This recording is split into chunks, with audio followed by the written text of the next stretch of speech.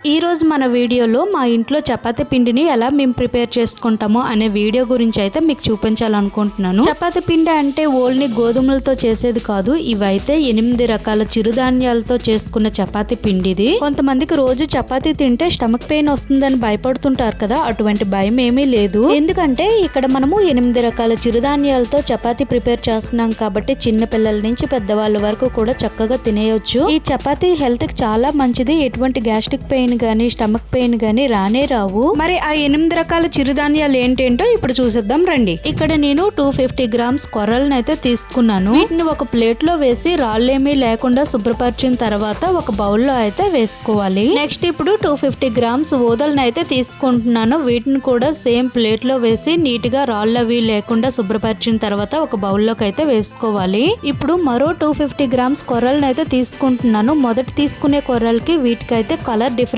గా ఉంటుంది. 250 గ్రామ్స్ సామలను అయితే తీసుకుంటున్నాను. ఇవి చూడటానికి అన్ని ఒకే రకంగా ఉంటాయి గానీ కలర్స్ మాత్రం తేడా ఉంటుంది. వీటితో పాటు ఒక 250 గ్రామ్స్ సజ్జలను అయితే తీసుకోవాలి. చివరిగా ఇప్పుడు 250 గ్రామ్స్ అరికలను అయితే తీసుకోవాలి. ఇప్పటి వరకు మనము 6 రకాల చిరుధాన్యాలని 250 గ్రామ్స్ లెక్క తీసుకున్నాం కదా. ఇప్పుడు ఏం చేయాలంటే ఒక 1/2 కిలో జొన్నలను అయితే తీసుకోవాలి.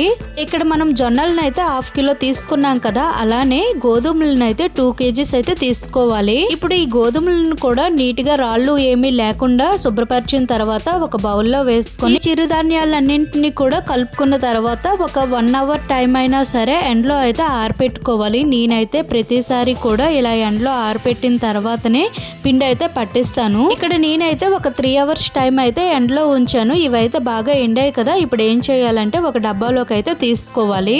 ఇలా డబ్బాలో వేసుకున్న తర్వాత నేను డైరెక్ట్ గా పిండి గిర్నీకి అయితే తీసుకొచ్చాను. ఇంతేనండి, ఇక్కడ మనకి 8 రకాల చిరుధాన్యాలతో చపాతీ పిండి అయితే రెడీ అయిపోయింది. ఇప్పుడు బౌల్ తీసుకొని అందులో కొద్దిగా చపాతీ పిండిని వేసుకొని ఇందులో ఒక 1/2 టేబుల్ స్పూన్ దాకా సాల్ట్ ని వేసుకొని గోరువెచ్చని నీటితో అయితే కలుపుకోవాలి. లేదంటే చల్లటి నీళ్ళు అయినా సరే పర్వాలేదు. ఈ పిండిని కలిపిన వెంటనే చపాతీ చేసుకోవాలి. ఎందుకంటే ఇవి అన్ని చిరుధాన్యాలతో కలిపిన చపాతీ పిండి కదా, నార్మల్ చపాతీ పిండిలా ఎక్కువ టైం ఉంచకూడదు. ఇక్కడ నేనైతే పుల్కా టైప్ లో చేసుకుంటున్నాను. మీకు ఎలా నచ్చితే అలా అయితే చేసుకోవచ్చు. ఈ చిరుధాన్యాలతో చేసిన చపాతీ అనేది చాలా టేస్ట్ గా ఉంటుంది. మా పిల్లలు అయితే నార్మల్ గా కర్రీ లేకుండా ఒట్టి చపాతీనే తినేస్తారు.